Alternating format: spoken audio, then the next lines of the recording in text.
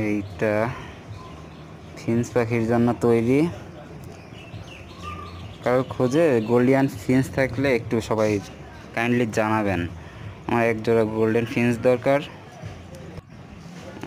এক জায়গায় পেয়েছি কিন্তু ফিঞ্চ পাখির জোড়া পছন্দ হলো না, ওই জন্য আর কি নিয়ে আসা হয়নি। আর্জেন্ট যদি কারোর কাছে থাকে একটু জানাবেন প্লিজ। আর এখন বাজার দর কেমন এটা একটু যদি কেউ জানাতেন খুব উপকার হতো।